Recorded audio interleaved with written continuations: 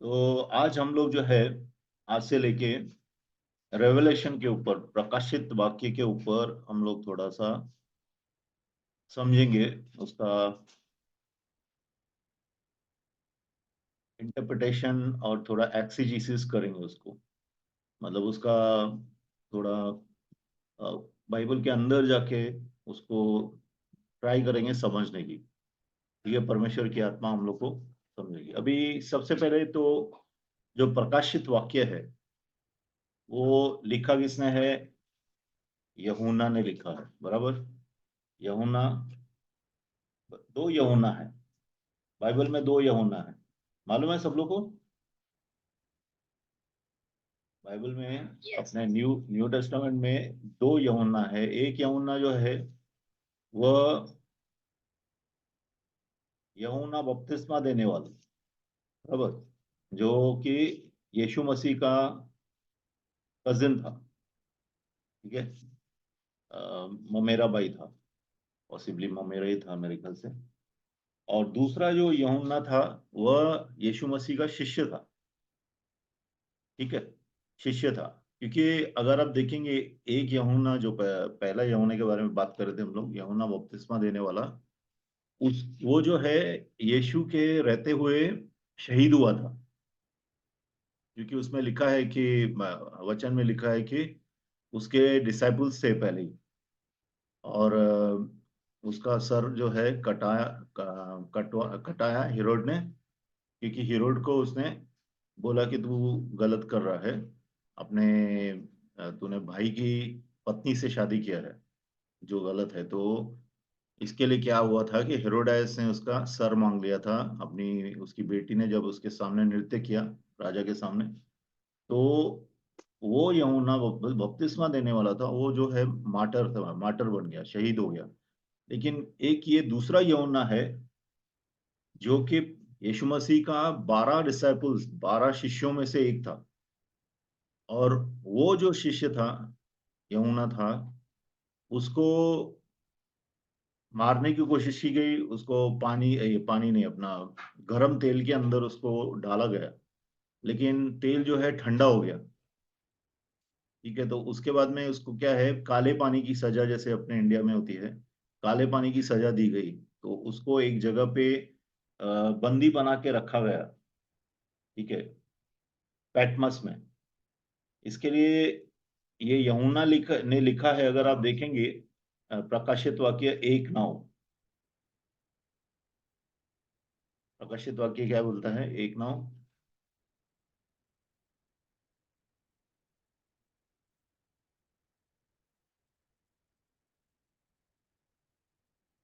करना है पता। जी जी। वाक्य 1:9, और यूहन्ना जो तुम्हारा भाई और यीशु के क्लेश और राज्य और धीरज में तुम्हारा सहभागी हो, परमेश्वर के वचन और यीशु की गवाही के कारण पतमुस नामक टापू में था। हाँ, तो पतमस नामक टापू में जो था, पटमस नामक टापू जो है, वहां पे काला पानी की सजा देते थे लोगों को। वहां पे उसने लाशों के बीच में रह के बैठ के ये पूरा का पूरा प्रकाशित वाक्य लिखा है। अभी ये प्रकाशित वाक्य जो है, ये एक्चुअली यूहन्ना को दिखाया गया था। ठीक है, यूहन्ना को ये दिखाया गया था। अभी अभी लिखा गया था लगभग 96 साल बाद में, यीशु के मरने के 96 एडी में लगभग ये लिखा गया था। ठीक है, अभी आप मुझे पूछिए मत कैसा मालूम पड़ता है। आई डोंट नो, 1896 में ये लिखा गया था। ठीक है, और इसका मेन जो देखो, हर एक ये लेटर्स हैं, कितने ही लेटर्स हैं, कितने ही बुक्स हैं। 36 टोटल इसमें है, 29 + 36, राइट।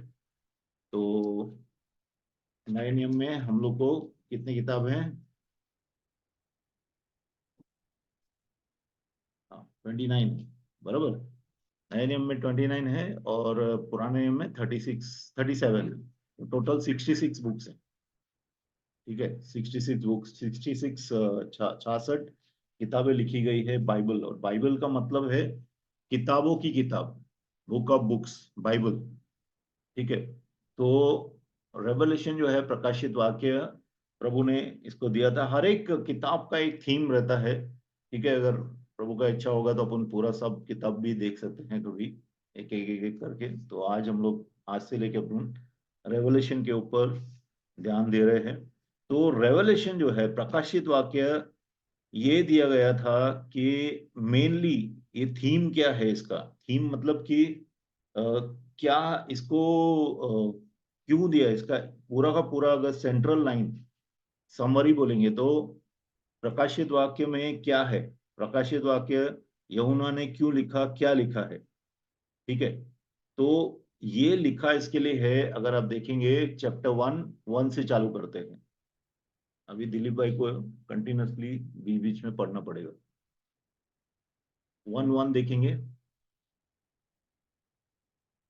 यीशु मसीह का प्रकाशित वाक्य जो उसे परमेश्वर ने इसलिए दिया कि अपने दासों को वे बातें जिनका शीघ्र होना अवश्य है दिखाए। और उसने अपने स्वर्गदूत को भेजकर उसके द्वारा अपने दास यूहन्ना को बताया। ठीक है। अभी ये चीजें जो है, जो होने वाली चीजें हैं, यूहन्ना के समय से लेके इटर्निटी तक, फ्यूचर इवेंट्स तक, जो होने वाला है वो दिया गया है। और ज्यादा से ज्यादा चीजें अगर आप देखेंगे प्रकाशित वाक्य में, वो क्रम अनुसार दी गई है, आगे पीछे नहीं है, क्रम अनुसार दी गई है। ठीक है। तो पहले अगर आप चैप्टर्स देखेंगे, पहले चैप्टर्स, ये एक्चुअली दो भाग में बांट सकते हैं अपन। जो प्रकाशित वाक्य है उसको दो भाग में बांट सकते हैं। देखो, सबसे पहले अगर आप देखेंगे तो पहले के जो चैप्टर्स हैं,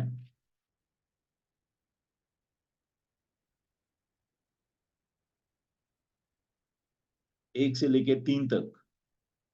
ठीक है।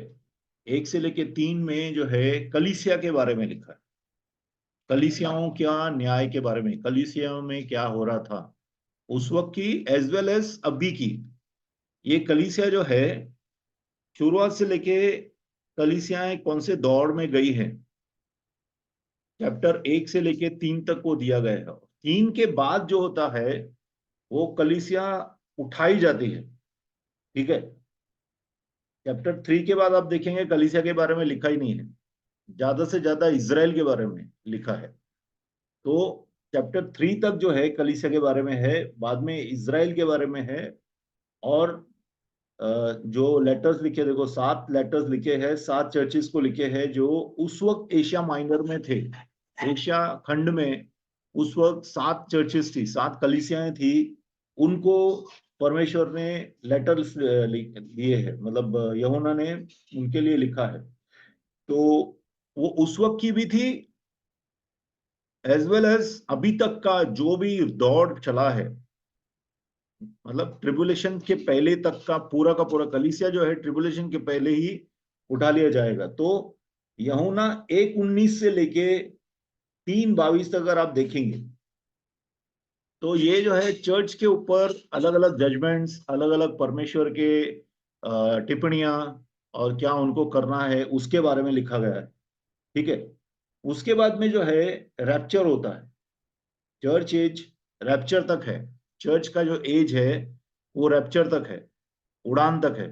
और उड़ान के बाद जो है ट्रिबुलेशन होगा। क्या होगा ट्रिबुलेशन मतलब? अति सताव होगा। ठीक है। अति सताव होगा। और अति सताव का पूरा ब्यौरा दिया गया है वहां पे।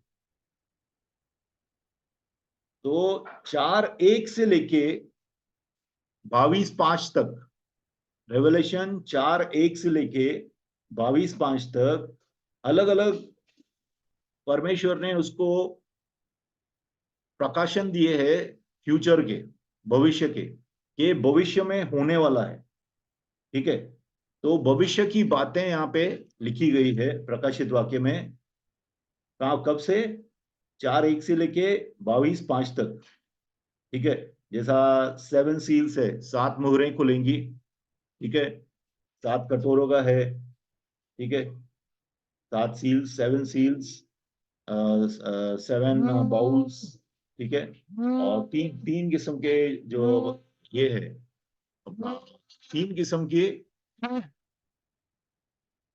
न्याय पूरे के पूरे वर्ल्ड में होने वाले हैं उस वक्त।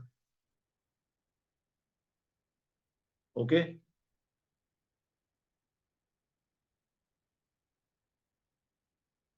और बहुत से सीन्स इसमें जो है हेवन में भी है। जैसा अभी जो लड़ाई होगी इसमें माइकल और उसके साथ मिखाइल और उसके स्वर्गदूतों के साथ, शैतान और उसके स्वर्गदूतों की, वो सब हेवन का बातें हैं, ठीक है।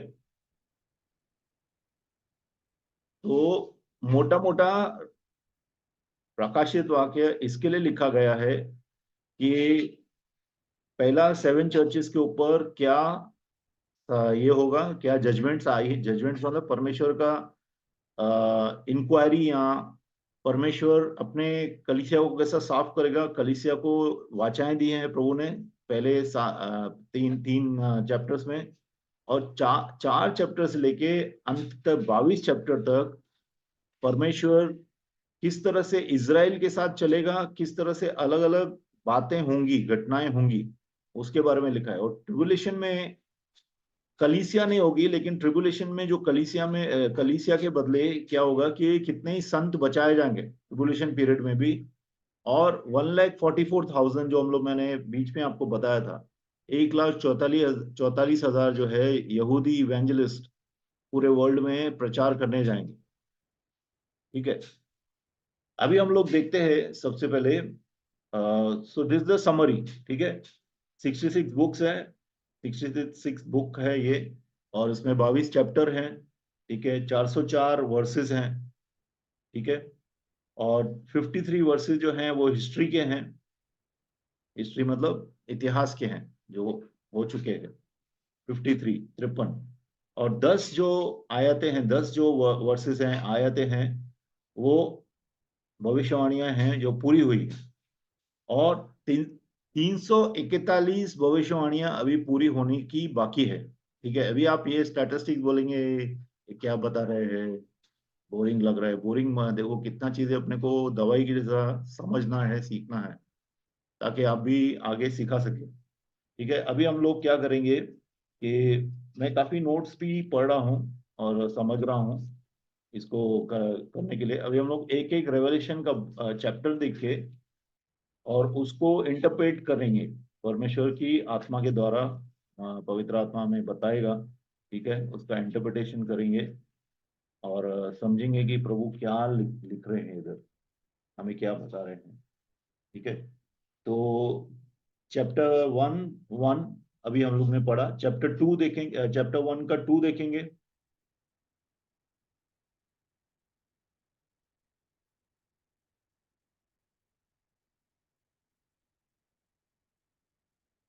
अध्याय 1 का 2। एक का कितना बोले पास्टर? 2 2 अभी क्रमानुसार जाना है। इसने परमेश्वर के वचन और यीशु मसीह की गवाही, अर्थात जो कुछ उसने देखा था उसकी गवाही दी। ठीक है, यीशु मसीह की गवाही और जो उसने देखा था। अभी ये जो है ना, पूरा का पूरा दृष्टांत है। दृष्टांत मतलब कि उसको दर्शन मिला है, ये वो दर्शन में देख रहा है, ठीक है। बहुत सी चीजें यूहन्ना जब लिख रहा है तो उसने जो समझा उस वक्त दर्शन में, वो लिखा है। जैसा कितना बार वो लिखता है कि एक टिड्डियों की तरह सेना होगी, उसका सर के बाल स्त्री की तरह होंगे, वो सब वो खुद समझ के लिख रहा है, ठीक है। तो हो सकता है वो हेलीकॉप्टर हो अभी समय का, जब भी लड़ाइयों में वो काम आएगा। तो दैट विल हम लोग एक एक करके वो देखेंगे, ठीक है। तो ये जो दिया गया है, ये यीशु मसीह की गवाही है जो यूहन्ना ने देखी है। टू ऑल थिंग, जो जो यूहन्ना ने देखा है, ठीक है। चैप्टर 3 में ब्लेसिंग, आयत 3 में ब्लेसिंग है, आशीष है। क्या आशीष है, मैं ही पढ़ देता हूं। धन्य है वह जो इस भविष्यवाणी के वचन को पढ़ता है और वे जो सुनते हैं और इसमें लिखी हुई बातों को मानते हैं, क्योंकि समय निकट है। ठीक है, धन्य है वो लोग जो भी ये भविष्यवाणी के वचन को पढ़ता है या जो सुनता है और इसमें लिखी हुई बातों को मानता है। मतलब विश्वास करना है, ये लिखी हुई बातें होने वाली है। ये ऐसे ही किताब आपके हाथों में आई नहीं है, ये बातें होने वाली है। ठीक है, तो वो लोग आशीषित हैं, ब्लेस्ड हैं, उनके ऊपर आशीष आएगा। जो लोग सुनेंगे, जो लोग पढ़ेंगे और जो इन बातों को मानेंगे, इन बातों का पालन करेंगे।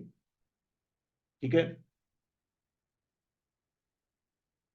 तो अगर आप देखेंगे, अगर यहाँ पे लिखा है कि यीशु मसीह की गवाही है, बराबर, लेकिन अगर आप पूरा का पूरा प्रकाशित वाक्य पढ़ते हैं तो उसमें सिर्फ यीशु मसीह के बारे में नहीं, इनफैक्ट पूरा का पूरा आत्मिक जीवन के बारे में लिखा है, कलीसिया के बारे में लिखा है, फिर कलीसिया के बाद में परमेश्वर क्या क्या करेगा। ठीक है, मिस्ट्री ऑफ गॉडलीनेस, एक्चुअली आप देखेंगे परमेश्वर का गुण, परमेश्वर की जो मिस्ट्री है, परमेश्वर का जो रहस्य है, वह लोगों के ऊपर प्रकाशित वाक्य द्वारा प्रभु उघाड़ा कर रहा है, खुल रहा है। एंड में हम लोग देखेंगे कि जैसे जैसे पढ़ेंगे हम लोग को तो मालूम पड़ेगा कि परमेश्वर का वचन ऐसा वहां पे लिखता है। तो यीशु मसीह के बारे में तो है ही, लेकिन यीशु मसीह के साथ, कलीसिया के साथ क्या होने वाला है, कलीसिया कौन से दौर से गुजरने वाली है। ठीक है, अभी एक एक कलीसिया है जो वो उस समय की कलीसिया के लिए भी है और आने वाली कलीसिया के लिए भी था, है। अभी की कलीसिया जो दौर में से गुजर रही है, कितनी बार सब कलीसियाओं को अगर आप मैच करेंगे तो कितना बार आपको मालूम पड़ेगा कि पूरे वर्ल्ड में कलीसिया की आज परिस्थिति क्या है, कंडीशन क्या है, स्पिरिचुअल कंडीशन क्या है, पहले कंडीशन क्या थी। ठीक है, कैसे अलग अलग परिस्थितियों से, अलग अलग हेरेसी से, कितना बार हेरेसी मतलब कि जो झूठे सिद्धांत होते हैं उससे भी कलीसियाएं गुजरी हैं। ठीक है, अभी will go one by one. 4 number पढ़ेंगे, चलो मैं ही पढ़ता हूं। यूहन्ना सातों कलीसियों का अभिवादन करते हैं। ठीक है, इसमें यूहन्ना की ओर से, यूहन्ना की ओर से मतलब यूहन्ना को प्रभु ने ये बताया ये सब कलीसियाओं को बोलने के लिए। यूहन्ना की ओर से आसिया मतलब एशिया की 7 कलीसियाओं के नाम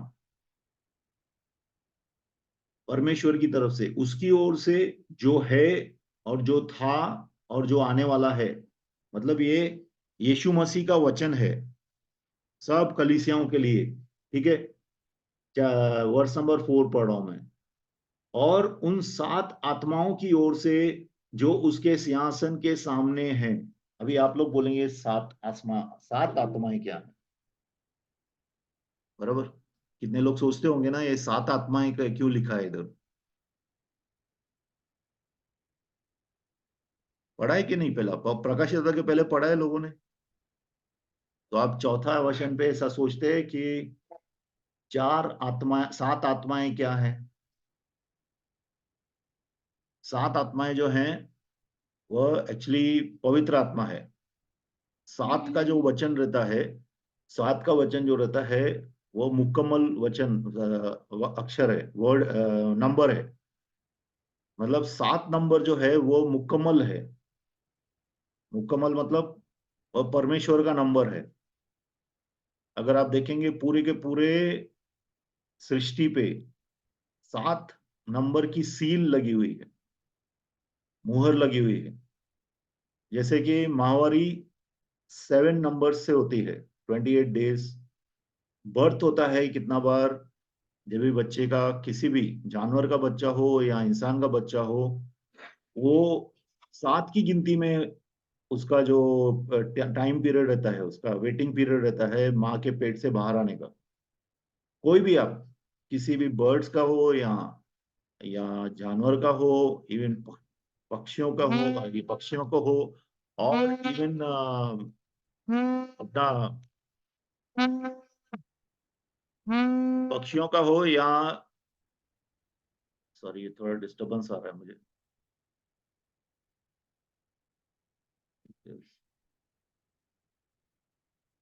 तो सील ऑफ 7 इज देयर, ठीक है। पूरे के पूरे नेचर के ऊपर परमेश्वर के 7 के नंबर की छाप है।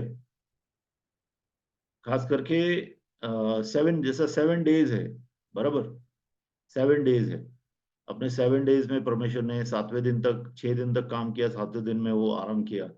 वैसे ही हर एक का बर्थ जो होता है वह 7 के मतलब एक एक हफ्तों के हिसाब से होता है, 7 दिन के हिसाब से होता है, ठीक है। That's a different study, but just want to say परमेश्वर का सील है, ठीक है। वैसे ही 7 स्पिरिट्स है, 7 आत्माएं हैं।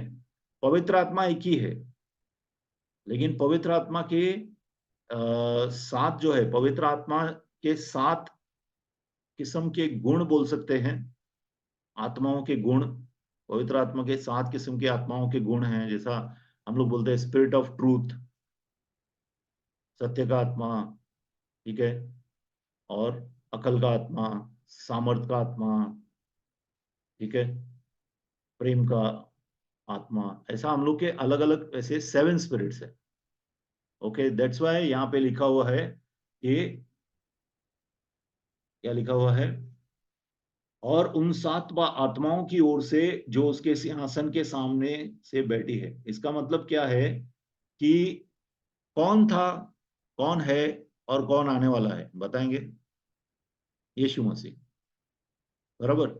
तो यीशु मसीह और पवित्र आत्मा के द्वारा ये वचन यहाँ पे सब लोग के लिए भेजे गए हैं। 7 जो आत्मा, 7 जो कलीसियां हैं उनको भेजे गए हैं, ठीक है। चौथा वचन में क्वेश्चन सवाल है वो लिख के रखिए, अब उन बाद में बात करेंगे उसके बारे में, ठीक है। 5वां वचन, और यीशु मसीह की ओर से जो विश्वास योग्य साक्षी और मरे हुओं में से जी उठने वालों में पहलोठा और पृथ्वी के राजाओं का हाकिम है, तुम्हें अनुग्रह और शांति मिले, ठीक है। अनुग्रह और शांति मिले। तो यीशु मसीह और पवित्र आत्मा के द्वारा ये 7 कलीसियाओं के लिए प्रभु ने निर्देश भेजे, ठीक है, किस तरह से उनको चलना है। अनुग्रह और शांति क्यों? एक बात बताइए, कोई भी परमेश्वर कोई भी वचन अगर देता है अपने को, तो हर एक वचन का मीनिंग रहता है, ऐसा ही नहीं, कोई भी वचन ऐसे ही नहीं लिखा गया है। अनुग्रह और शांति में फर्क है। शांति जो रहता है, एक तो हमारे अंदर है, एक शांति सबको महसूस होती है, और एक शांति जो है फिजिकल शांति भी रहती है। घर के अंदर शांति, समाज में शांति, देश में शांति, विश्व में शांति, बराबर। तो दुनिया जो है ना, सिर्फ विश्व शांति की बात करती है, मन की शांति की बात नहीं करती है। मन कैसे भी हो, आपस में झगड़ा मत करो, बराबर। लेकिन प्रभु क्या बोलते हैं, तुमको शांति और तुम्हें अनुग्रह और शांति मिलती रहे। अनुग्रह और शांति मिलती रहे, मतलब एक बार नहीं, अनुग्रह और शांति हमेशा मिलती रहे। क्योंकि अनुग्रह से क्या होता है, अनुग्रह से हम परमेश्वर के राज्य में, परमेश्वर के नेचर में चल सकते हैं, परमेश्वर के कैरेक्टर में हम लोग बह सकते हैं, और परमेश्वर की शांति हमें परमेश्वर में बनाए रखती है, ठीक है। दोनों की हम लोग को जरूरत है, और ये हमेशा मिलती रहनी चाहिए, एक समय का बात नहीं है, ठीक है। वह हमसे प्रेम रखता है, 5वां वर्ष में ही पढ़ रहा हूं। वह हमसे प्रेम रखता है और उसने अपने लहू के द्वारा हमें पापों से छुड़ाया है, ठीक है। पापों से छुड़ाया है, अभी वेरी इंपॉर्टेंट बात है। कितने लोग क्या करते हैं कि यीशु के लहू को एक साबुन के जैसा समझते हैं, और क्या बोलते हैं, यीशु के लहू को मैं अपने पापों को धोता हूँ, अपने पापों को धोता हूँ। लेकिन प्रभु का लहू जो है हमें अपने पापों से छुड़ाता है, मतलब हम अपने पापों में लगे हुए नहीं रहने चाहिए, हमारे पाप छूटने चाहिए। समझ रहे हैं सब लोग? पापों से छुड़ाता है, ठीक है। छठा देखेंगे, और हमें एक राज्य और अपने पिता परमेश्वर के लिए याजक भी बना दिया, उसकी महिमा और पराक्रम युगा युग रहे, ठीक है। हमें एक राज्य, हम पर देखो, पूरा दुनिया में तो परमेश्वर का किंगडम आने वाला है, लेकिन हमारे अंदर परमेश्वर का राज्य आ चुका है। तो हमें एक राज्य और अपने पिता परमेश्वर के लिए याजक भी बना दिया है। हम लोग याजक है। यीशु मसीह याजक है, महायाजक है, नहीं है? अभी यीशु मसीह महायाजक है, तो वो महायाजक किसका महायाजक है? वो पिता का महायाजक है। वैसे ही हम लोग उसके बच्चे हैं, तो हम लोग भी याजक हैं। हम लोग जैसा अभी बोलते हैं पंडित या जो भी पुजारी वगैरह रहता है, वैसे ही जैसा अन्य जाति में ये लोग बोलते हैं, वैसे ही हम लोग परमेश्वर के याजक हैं। पिता परमेश्वर के हम लोग सब याजक हैं। ये हम लोग हमेशा याद रखें अपनी पद को, अपनी दिस हाई कॉलिंग। एक याजक का जो है बहुत बड़ी बुलाहट है। हम लोग सब याजक हैं, जितने भी लोग सुन रहे हैं, जितने भी लोग परमेश्वर की स्तुति आराधना करते हैं, वो सब लोग याजक हैं, ठीक है। उसकी महिमा और पराक्रम युगायुग बना रहे। उसकी महिमा, परमेश्वर का महिमा, परमेश्वर का गौरव, सिर्फ यीशु मसीह को, पिता परमेश्वर को गौरव मिलना चाहिए। तो उनकी महिमा युगा युग बनी रहे। ये कलीसिया को बोल रहे हैं, देखो, हमेशा याद रखिए, ये कलीसिया के लिए था अभी तक का।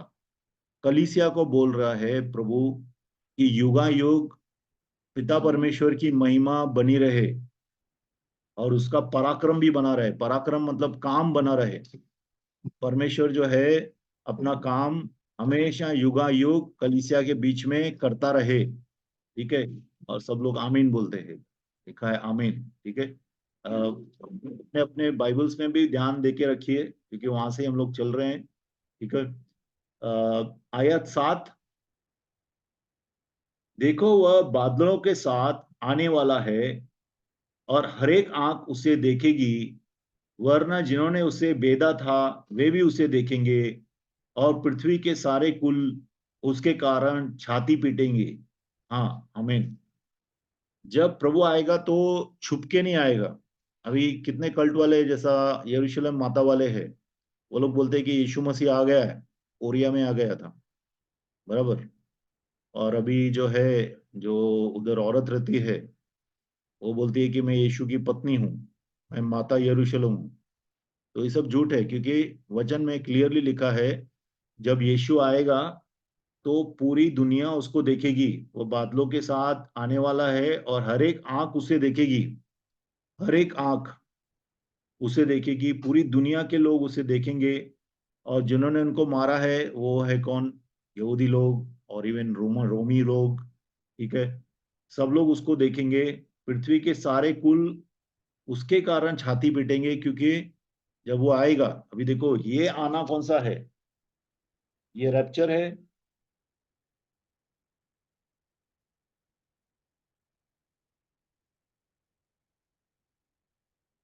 ठीक है, ये रैप्चर का बात नहीं है यहाँ पे जो है।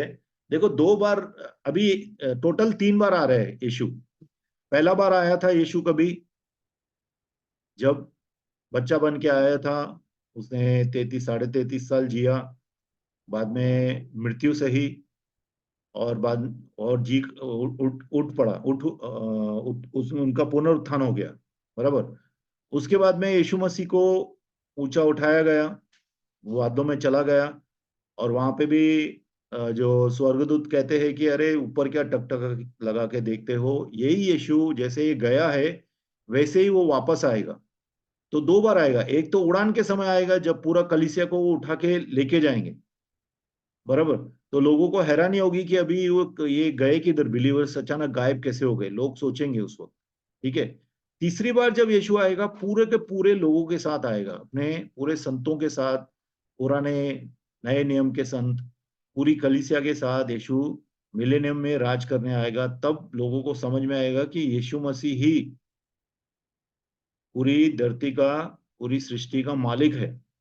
तभी वो लोगों को समझ में आएगा। आज वो लोग ने अपने हिसाब से सब कुछ बना के रखा है, लेकिन तब उनको समझ आएगी कि यीशु मसीह ही खुदा है और वही परमेश्वर का इकलौता पुत्र है। ठीक है, तो वो लोग तब वो छाती पीटेंगे, पृथ्वी के सारे कुल उसके कारण छाती पीटेंगे, मतलब कि रोएंगे, विलाप करेंगे। ठीक है, विलाप करेंगे सब ट्राइब्स, जितने भी लोग हैं, पूरे के पूरे वर्ल्ड में जितने भी लोग हैं, सब रोएंगे। ठीक है, इवन आप देखेंगे यहूदी लोग भी रोएंगे, रोमी भी रोएंगे, अन्य जाति के लोग भी रोएंगे। ठीक है,